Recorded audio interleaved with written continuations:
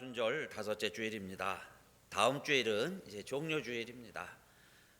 그래서 한 주간 고난 주간 맞이하게 되는데, 여러분 그때까지 이 모든 고난의 기간이 이 주님과 더 가까이 하시는, 또 주님의 십자가를 함께 짊어지고 그 길을 함께 걸어가는 우리 복된 귀한 은혜로운 시간들 되시기를 주님의 이름으로 축원합니다.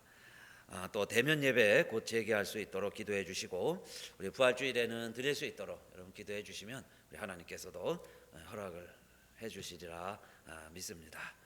오늘 말씀은 갈라디아서 6장 17절 18절 2절입니다. 이후로는 누구든지 나를 괴롭게 말라. 내가 내 몸에 예수의 흔적을 가졌노라. 형제들아, 우리 주 예수 그리스도의 은혜가 너희 심령에 있을지어다. 아멘. 아멘. 하나님 감사합니다. 이 시간 이제 갈라디아서 강의 마지막 시간이 되었습니다. 이 시간까지 31번의 말씀을 전하게 해주심을 감사하며, 오늘도 하나님께서 우리들에게 갈라디아서를 주신 그 은혜, 그 목적 우리 함께 깨닫고 하나님의 음성, 하나님의 말씀, 하나님의 부탁을 듣는 귀한 시간이 되게 하여 주시옵소서. 우리 주 예수님 이름으로 감사하며 기도드리옵나이다. 아멘. 오늘 갈라디아서 6장 마지막 절까지 읽었습니다. 갈라디아서는 자유의 대헌장이었습니다. 예수 믿는 우리들에게 주님 십자가에 달려 돌아가심으로 하나님께서 우리에게 허락하신 것은 자유였습니다. 자유함. 그래서 그리스도인들은 그리스도의 법을 성취하면서 살아가는 새로운 법 아래 있게 되었는데, 그 법이라는 것은 사랑이었죠. 사랑의 법을 성취하며 살아가는 사람들입니다. 그렇게 살라는 거죠. 그럴 때에 자유가 있습니다. 그러한 사람들은 십자가 외에 다른 것을 자랑하지 아니한다 그랬어요. 그래서 육체의 모양을 내려하지 않고 십자가로 우리가 자유함을 얻었으니 그 십자가를 자랑하는 사람이다, 그 이야기예요. 그러나 여러분, 우리가 예수 믿고 자유함을 얻고 자유의 대헌장, 새로운 법 아래 낙심하지 아니한다 그랬죠. 그렇게 살아가는 우리들이지만, 그러나 이 인생은 어떻습니까? 이 인생은 그야말로 괴로운 인생길이다 하는 거 다 공감하실 겁니다. 그래서 바울은 이 편지를 마무리하면서 이렇게 쓰고 있죠. 17절 이후로는, 그 말인데, 이 이후로는 이 말은요 파이널리예요. 이제 마지막으로 그 뜻이죠. 파이널리. 편지 이제 끝내게 돼 있습니다. 편지를 써가면서 파이널리, 그러면 이제 마지막으로 여러분에게 이 내용을 쓰는 겁니다. 누구든지 나를 괴롭게 말라, 이렇게 시작해요. 누구든지 이제는 나를 괴롭게 말라. 내 몸에 예수의 흔적을 가졌노라 그러는데, 다시는 나를 괴롭게 하지 못할 것이다, 그 이야기예요. 사실 바울이 얼마나 괴로웠으면, 그 인생이 얼마나 힘들고 어려웠으면 그럴까요? 결론을 내면서 어떤 것도 나를 괴롭게 하지 못할 것이다, 그 다짐이죠. 결론입니다. 여러분, 우리 성경에 보면 여러 성문서들이 있어요. 시편, 잠언, 욥기, 이런 것을 읽어보면 사실 결론은 하나라고 할 수 있습니다. 그건 뭐냐면, 인생은 이렇게 힘들고 어렵다. 누구나 다 인생은 힘들고 어렵다. 많은 부를 누려보고 높은 지위에 올라보지 않았어도, 많은 힘, 권력을 쥐어보지 않았어도, 그렇게 살아본 사람들의 경험을 모아서 인생의 지혜를 모아놓은 게 우리 성경의 성문서이죠. 그 많은 시편, 잠언을 보세요. 그러면 결론이 뭐냐 이 말이에요. 우리의 인생이 70이고 강건하면 80이라도 신속히 지나가고 결국은 수고와 슬픔뿐이다. 수고하는 것이고 그 내용들도 결국은 슬픔뿐이다. 그런데 70, 80도 신속히 지나가니 날아가나이다 그래요. 플라이 날아가는 새처럼요. 우리의 인생이 이렇게 빨리 간다는 겁니다. 실감 나잖아요. 그죠? 빨리 가시고 빨리 지나가고 언제 벌써 60대 되고요. 여러분 70대 80대가 이르렀죠. 100살 120 우리가 살 것 같지만 또 하나님 앞에 갑니다. 그런데 그 삶의 내용이라는 것이 매일 기쁘고 즐거우면 좋겠는데 수고와 슬픔뿐이다. 수고와 슬픔이다. 아무리 자랑할지라도 수고와 슬픔뿐이다. 전도서에서도요, 일평생에 근심하며 수고하는 것이 슬픔뿐이라. 그 마음이 밤에도 쉬지 못하나니 이것도 헛되도다. 이것은 헛되다 하는 전도서 결론이죠. 그런데 우리의 인생이 살아가는 동안에는 근심하고 수고하고 슬퍼하는 것뿐이다. 그래서 저는 그러한 우리의 삶을, 우리의 인생을 대변하는 사람이 있는데, 그 사람 중에 한 사람이 나오미입니다. 나오미. 그러니까 여러분 나오미 잘 아시죠? 남편도 있고 두 아들도 있는데 베들레헴에서 살다가 베들레헴에 흉년이 드니까 저 풍년이 든 땅이 있다는 거예요. 그것 가면 잘 살 수 있는 나라가 있다는 것입니다. 그래서 그 나라 모압에 이민을 갔죠. 그런데 살다 보니 여러분 그의 꿈이 이루어지는 게 아니고 남편이 먼저 돌아갑니다. 그래서 두 아들 의지하고 사는데 웬일인지 큰아들 작은아들 다 먼저 이 애미 앞에서 다 죽는 겁니다. 그게 나오미의 삶이에요. 그래서 결국은 또 어떻게 되느냐, 낯선 곳에서 살아갈 수 없으니 고향으로 돌아오죠. 베들레헴으로 돌아옵니다.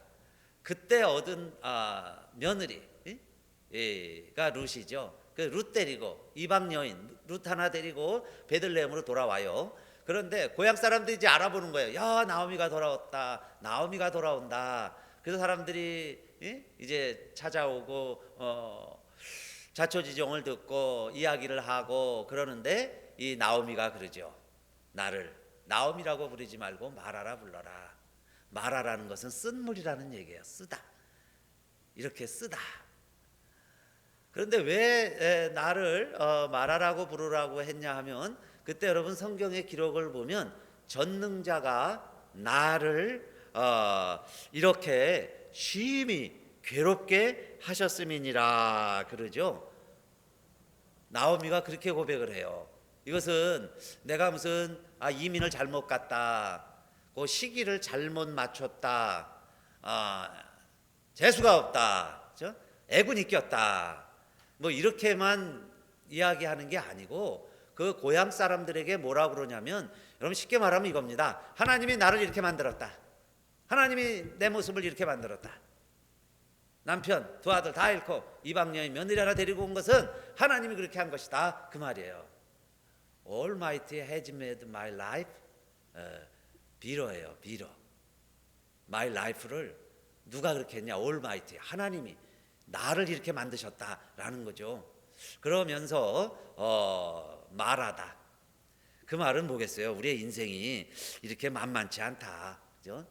하나님 믿고 살아간다는 게 여러분 즉시 이루어지고요. 요즘은 자판기 시대잖아요. 또 온라인으로 주문하는 시대입니다. 딱 그저 클릭하면 어느 순간 내 현관 앞에 물건이 와 있는 것처럼 기도하면 착착 응답이 오고 여러분 마음에 품으면 다 이루어지고, 그렇게 하나님 믿으면 그렇게 인생이 그렇게 쉽게 잘 풀려지느냐, 그 말씀이에요. 그런데 파이널리 바울도요, 그렇게 은혜 받은 능력이 있는 사도도 마지막 결론을 내릴 때 보니까 결국 인생은 괴로운 건데, 그죠? 괴로운 건데 이제 이후로는 나를 괴롭게 하지 말라. 누구도 아마 나를 괴롭게 할 수 없을 것이다. 나를 괴롭히지 마십시오, 그런 뜻이죠. 근데 나오미를 통해서 볼 때 인생이라는 게 이렇게 쓰다 하는 이야기입니다. 그리고 여러분 또 남자 나오미를 들라 그러면 욥입니다. 여러분 잘 아시다시피 욥이에요. 욥도 당대 의인입니다. 그렇게 축복받은 사람이에요. 잘 살던 사람, 자식이 10명, 동방의 부자, 건강한 사람 욥입니다. 그런데 욥도 어느 날 사탄이 와서 시험해요. 저 욥이 저렇게 하나님 잘 믿는 것은 까닭없이 믿겠습니까? 한번 욥을 시험해 봅시다. 그리고 이 사탄이요 와가지고 하나님을 자꾸 꼬드기는 거예요. 그러니까 또 하나님도 어쩐 일이신지 그래 그럼 네 뜻대로 해봐라. 어떤 면에서는 욥을 믿은 거죠. 사단의 말이 틀리다는 거예요. 사단 너가 그런 식으로 생각하는 것처럼 욥이 나를 믿겠느냐? 그래 그럼 너 말은 마음대로 한번 네가 해봐라. 그러나 그 생명은 건들지 말아라. 생명은 하나님의 것이잖아요.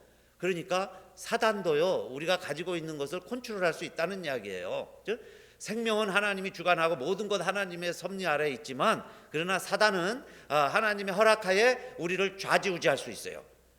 그래서 일어나는 일들이 여러분 10명의 자식을 잃지요. 그게 말이나 됩니까? 10명의 자식을 잃고요 동방의 부자라는데 그 재산 다 날려요. 막 전쟁이 일어나고 요즘 말하는 전쟁이죠. 약탈을 하고 재산 다 잃어버렸어요. 그 다음에 결국 남은 게 뭐냐? 자기 건강하고 아내예요. 그런데 어느 날 자기 몸도 병들어요. 그러면 여러분 이게 인생이죠. 어떻게 좀 잘 되는 것 같은데 출세하는 것 같은데 자랑할 만했는데 어느 날 꼬꾸라지는 거예요. 어느 날 힘들어지는 거예요. 그게 여러분 자식 문제, 사업 재산 문제, 내 건강 문제 이거 아닙니까? 산다는 이야기가. 그래서 살만했어요 욥처럼. 그런데 어느 날 이렇게 어려워지더라 이겁니다. 그런데 그것이 결국은 욥이 우리에게 가르치고 있는 말씀은 뭐냐면요 인생은 이렇게 힘들다는 거예요. 어렵다. 누구나 다 이런 일 우리에게도 이루어진다. 일어날 수 있다. 그런데 이게 사단이 하는 것이다. 사단이 하는 것이지만 그러나 하나님의 허락하에 일어나는 것이다. 그 이야기 아닙니까? 그래서 하나님이 사단을 통해서 시켰지만 하나님이 다 워치하고 있는 거죠. 지켜보고 있는 거예요. 그럼 욥이 어떻게 사냐 이 말이에요. 그래서 보통 사람들 같으면 여러분 이 정도 되면 어떠하겠어요? 욥의 아내 같이 되겠죠. 욥의 아내. 그래도 욥은 이런 거 다 잃어버렸을 때 그렇게 고백하잖아요. 주신 자도 여호와시오 취하신 자도 여호와시오니 오직 여호와 영광 받으시기 여호와 이름에 영광 받으시기를 바란다. 하나님의 이름에 우리가 누를 끼치지 말자. 그래도 그 하나님과의 줄은 잡으려고 그러는 거예요. 그렇죠? 그러니까 사단이 틀린 거죠. 하나님이 우리를 믿어주는 게 맞는 거예요. 욥이 그래도 그 말이에요. 여러분 어찌 이런 일이 일어날 수 있으며 이런 일이 일어나도 안 되겠죠. 그러나 이런 말씀이 기록되어 있는 것 보면 우리도 이런 믿음이 필요할 때가 있다는 거예요. 이런 믿음으로 견뎌내야 할 때가 올 수도 있다는 겁니다. 그래서 파이널리 그 얘기하는 거죠. 자, 이런 때가 왔을 때 나를 더 이상 괴롭게 하지 말아라. 나를 세상으로 끌고 가지 말아라. 그 다음에 욥의 아내처럼 그래도 하나님 믿느냐? 하나님 욕하고 죽어버려라. 심지어는요 사랑하는 사람에게서 죽으라는 소리를 들어요. 죽었으면 좋겠다. 당신 죽으면 좋겠다. 아예 죽는 게 낫다 라는 소리를 들을 때도 있을 수 있다면 있게 될 때에 우리들이 어떻게 해야 되겠어요? 그럴 때 욥이 어리석게 입술로 원망하지 아니하고 하나님께 복을 받았다면 내가 그렇게 복 받고 잘 살 때가 있었다면 재앙도 받지 않겠느냐. 어마어마한 고백이죠. 어마어마한 이야기예요. 그러니까 재앙도 하나님이 주신다. 그게 전제된 거고요. 이것도 하나님이 주신 것이다. 전제가 돼 있는 거고 그 다음에는 복 주실 때도 하나님 감사합니다 하지만은 재앙이 이루어진다 할지라도 그건 내가 받아야지. 그거 줄 때는 하나님 안 믿어. 이럴 수 있냐 이 말이에요. 복 주면 하나님 땡큐 마이가 프레이즈 더 로 하다가 이 재앙 주면 노 땡큐 나 하나님 몰라 하나님 안 믿어 이러겠느냐 그 말씀이에요. 근데 여러분 얼마나 우리의 삶이 정말 이런 지경까지 간다면 하나님 정말 계신가? 하나님 정말 이럴 수 있어요? 라는 지경까지 간다면 우리가요 이런 욥의 믿음이 필요한 거예요. 정말 그 지경이 되어야 되겠죠. 그럴 때 우리가 이 욥처럼 내 믿음을 지켜갈 수 있느냐. 그래서 오늘 아침에는 여러분 나오미와 이 욥 두 사람이 우리들에게 가르쳐 주는 것은 그래도 여러분 괴로운 인생길이지만 하나님이 때로는 보이지 않는 것 같고 침묵하시는 것 같고, 아니 달라는 것은 안 주고 오히려 생선 대신에 돌만 주시는 것 같은 하나님처럼 내게 비춰질 때에도 회약입니다. 내 인생에는 온통 가시밭길이고 돌밭길이고 험로예요. 그리고 목적지가 보이지 않을 수 있습니다. 그래서 괴로운 인생길 가는 몸이 평안히 쉴 곳 아주 없네. 걱정과 고생이 어디는 없으리. 그죠? 걱정과 고생이 어디는 없으리. 돌아갈래 고향 하늘나라죠. 그러니까 하늘나라 갈 때까지는 걱정과 고생이 없다는 이야기입니다. 많은 상처가 있고 아픔이 있고 실패가 있고 때로는 하나님의 침묵과 날 버린 것 같은 그 아픔 속에서 우리들이 살아가야 되는데, 그런데 파이널리 오늘 바울이 뭐라고 고백을 하냐면요, 이렇게 고백해요. 내 몸에 그리스도의 흔적을 가졌노라. 그렇게 힘들고 어려운 삶이지만, 그래서 내 몸에 많은 상처가 생겼지만은 그 상처가 주님의 상처라는 거예요. 주님의 흔적이라는 겁니다. 주님의 상처이니 나를 더 이제는 괴롭게 하지 말아라. 나와 주님과의 관계를 자꾸 멀게 하지 말아라. 나를 시험하지 말아라. 그런 뜻이죠. 내 몸에 있는 아픔과 상처, 그 흔적들이 주님의 상처다. 여러분, 주님의 상처라는 거예요. 우리 주님의 상처가 내 몸에 있습니다. 그래서 사랑하는 성도님들, 주님의 상처가 있으시기를 바랍니다. 그리고 그게 주님의 상처인 걸 믿으시기를 바라고 깨달으시기를 축원합니다.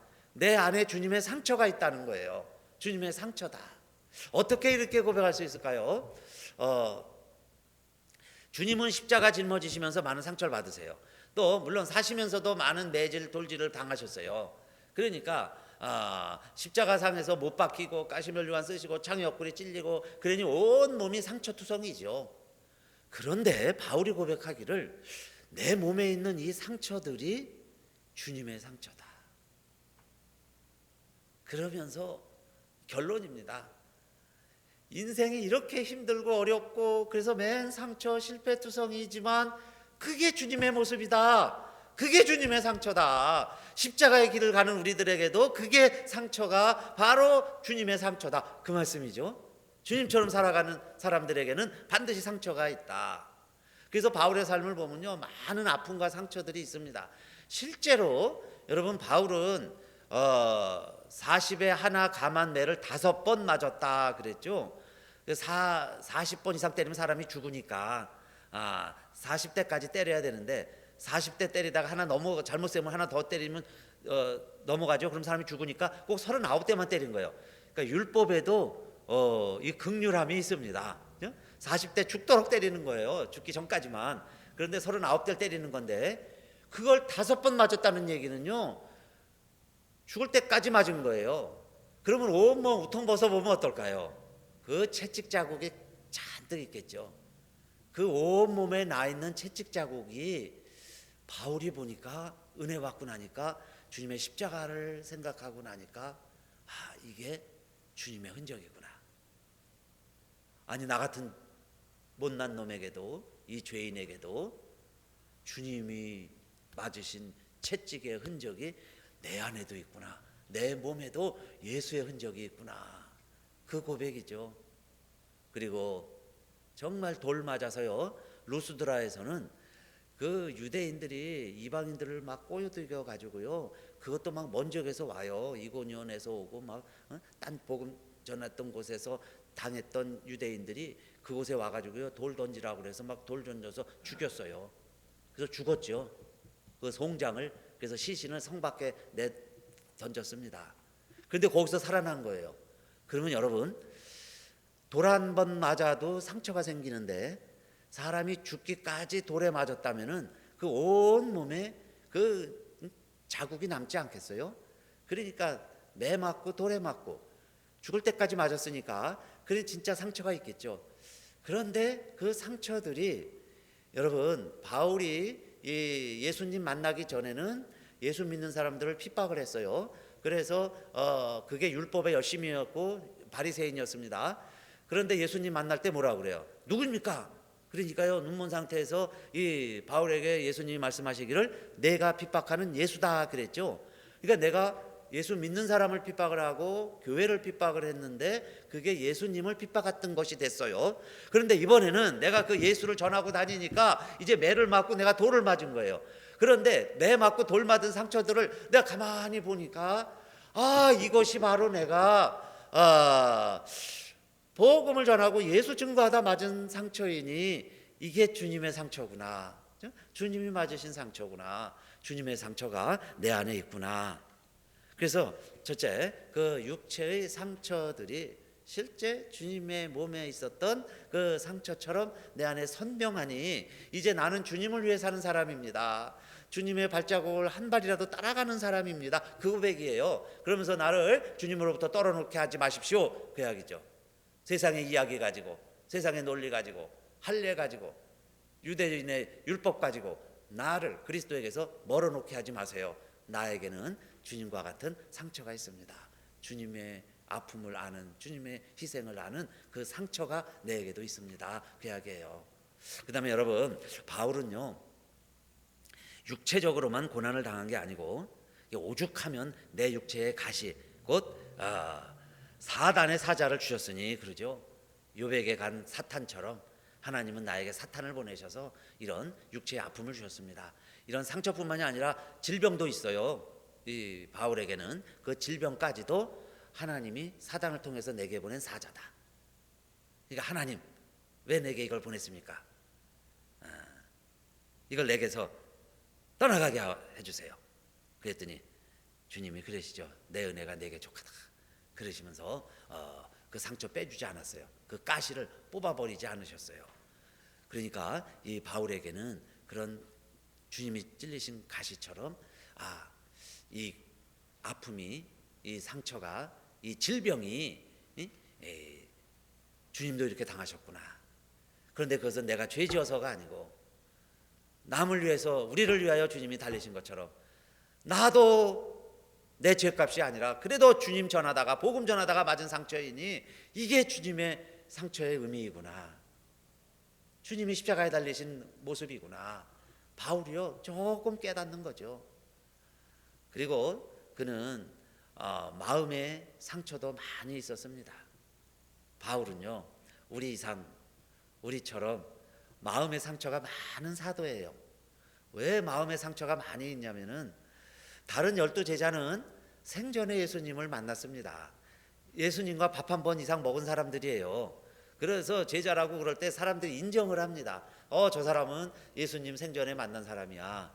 그런데 바울은 그렇게 자기가 주님의 종이라고 그래도 사람들이 갸우뚱거리면서 그렇게 크레딧을 많이 안 줘요. 그 이유가 예수님 생전에 보지도 못한 자가 뭔 그리스도의 종이라고 그러느냐, 하나님의 사도라고 그러느냐, 그러면서 사람들이요 크레딧을 잘 안 줬어요. 그러니까 바울도 오죽하면은 그렇게 자기 진짜 매 맞아가며 돌 맞아가며 죽을 각오하고 복음을 전하는데도 사람들이 안 믿어줄 때 그게 상처죠. 여러분요 그 마음의 상처가 더 커요.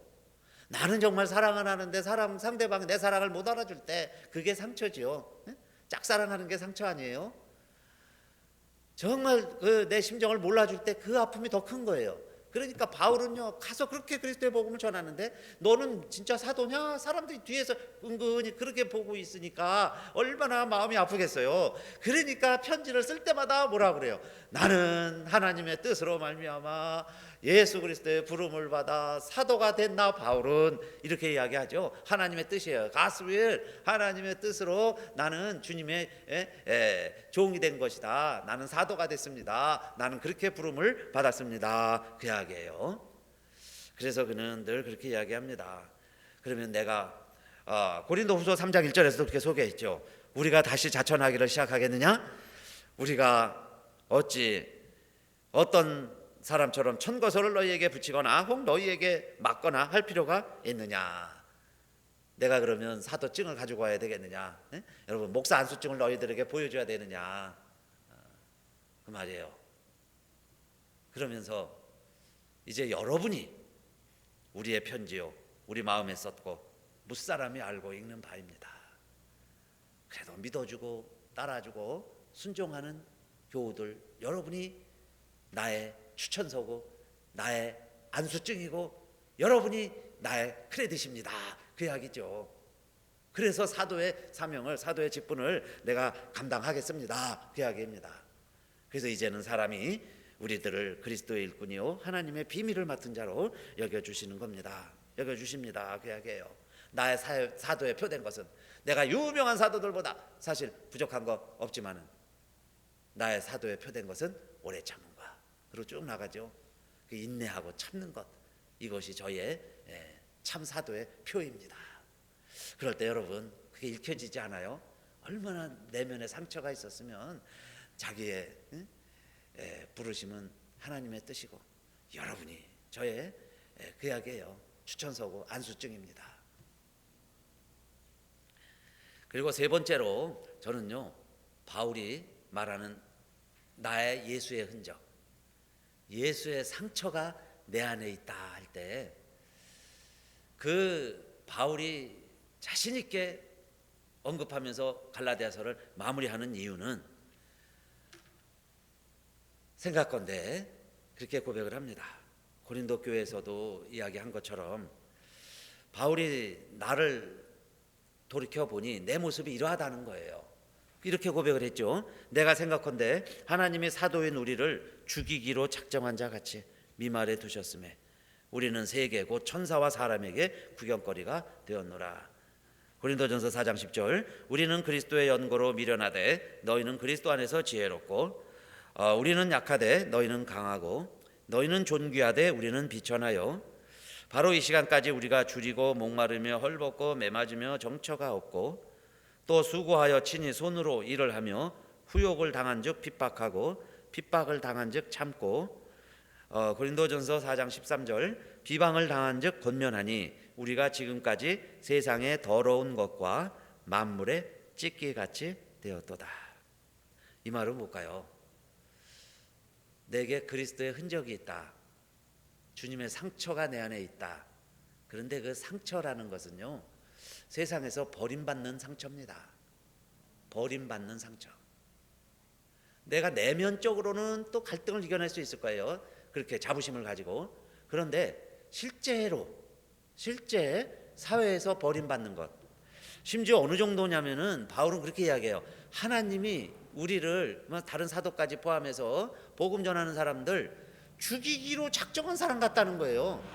아주 죽게 내버려 두는 사람들, 죽게 내버려 두는 사람 같았고 세상에 제일 꼴찌 미말에 두셨다는 이야기고 얼마나 사람들에게서 추하고 혐오스러운 대우를 받냐면 세상의 더러운 것과 만물의 찢기같이 되었다.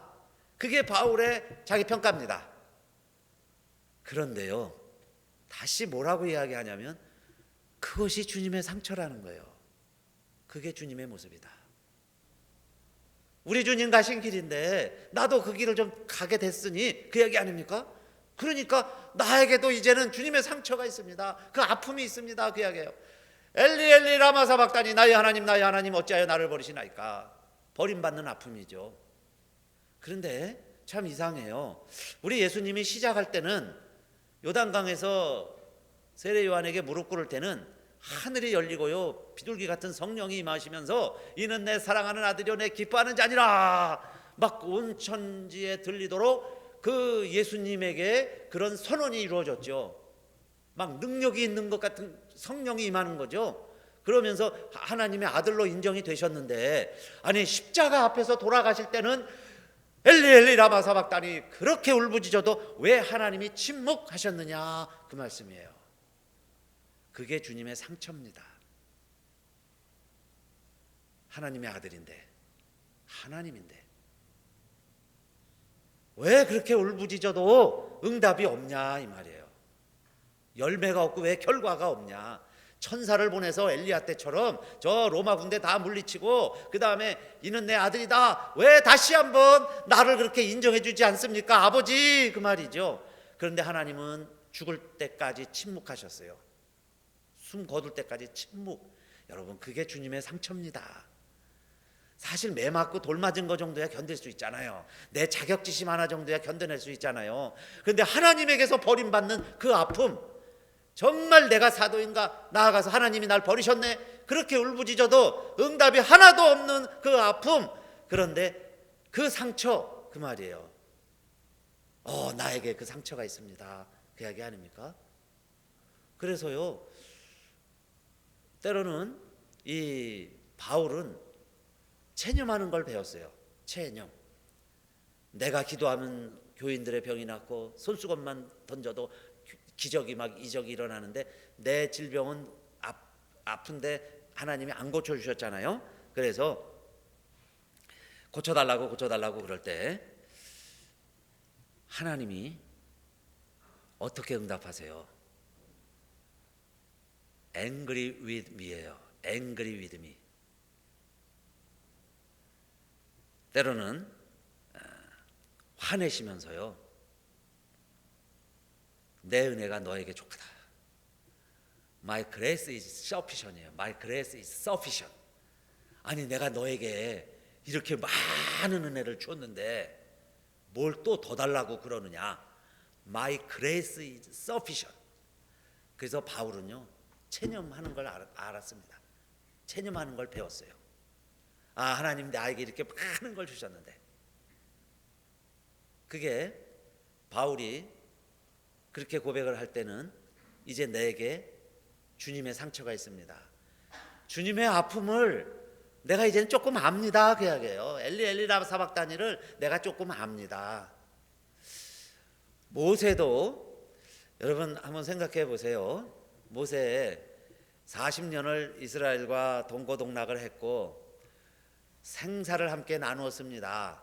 특별히 내 양아버지 바로 애굽 왕 앞에 가서 내 백성 이끌어내라, 어떻게 보면 반역한 거 아니에요.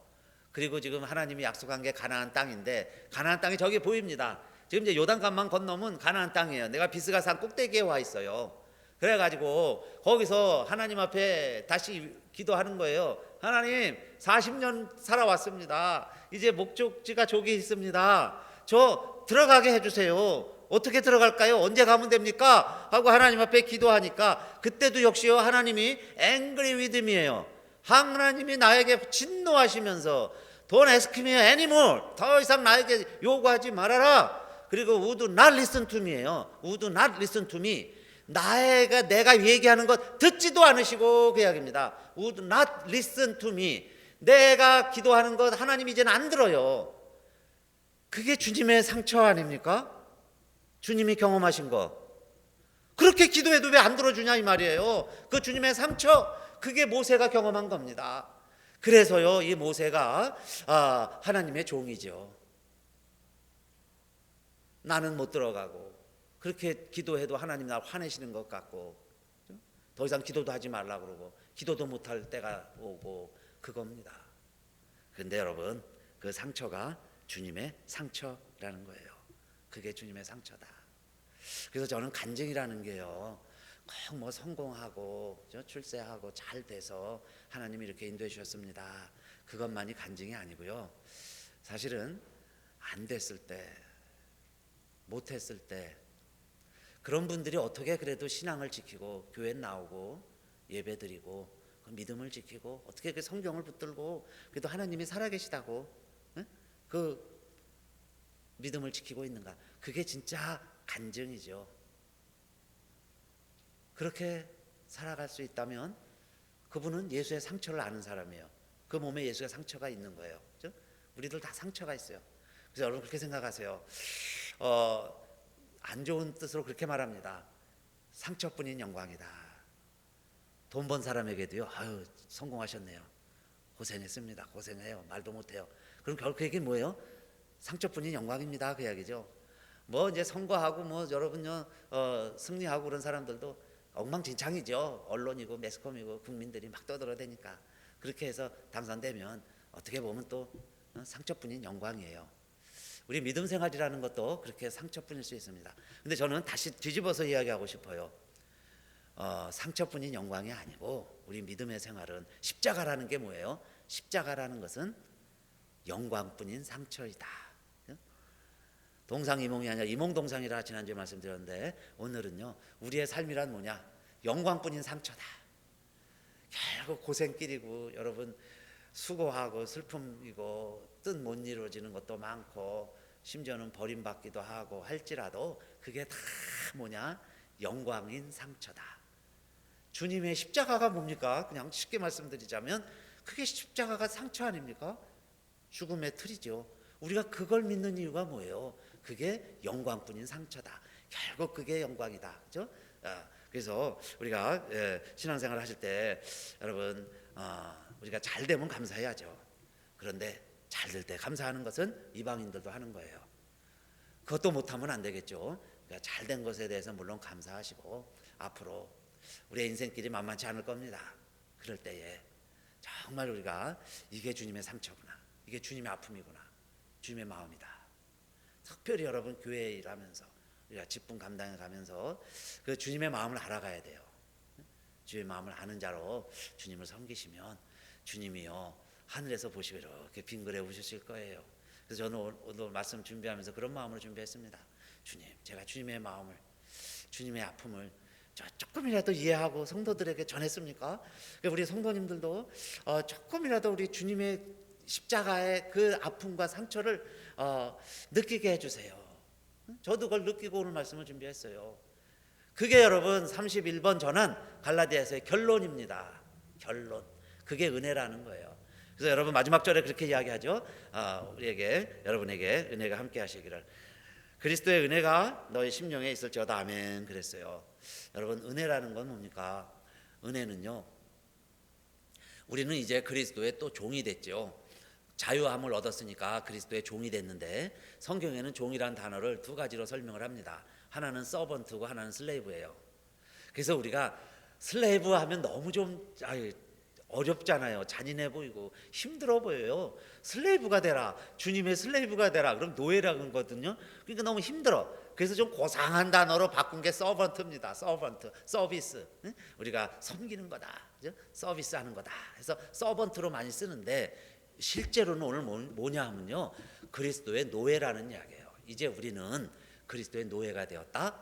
그 다음에 나에게는 그리스도의 노예의 흔적이 있습니다. 그 이야기는 뭐예요? 소를 사면요, 말을 사면은 엉덩이나 어디에다가 인을 찍죠. 아주 낙인을 딱 찍어놔요. 그럼 도망가도 어느 주인이 알아보는 것처럼. 근데 사람에게도 그렇게 했습니다. 실제 노예들에게 낙인을 찍었어요. 안 지워지는. 그러면 그 사람은 누구의 종이라는 걸 알잖아요. 그 낙인이라는 뜻이에요. 그러니까 내가 매 맞은 흔적도 그리스도의 낙인이고 돌 맞은 흔적도 낙인이고 내 자격지심, 내 자존심 상하는 것, 이것도 그리스도가 나에게 찍어주신 낙인이라는 거고, 결국 내가 기도하고 그렇게 부르짖어도 때로는 침묵. 목사 한 수씩 받을 때는요, 세상 만사가 다 내 손에 쥐어진 것 같고 막 교회만 하면 다 성공하고 다 개척하면 다 대형교회 된다 하는 자부심들을 가지고요, 그런 프라우드를 심어줘요. 그렇게 해서 다 목사 한 수 받고 나갑니다. 그런데요, 다 성공하고 다 대형교회 됩니까?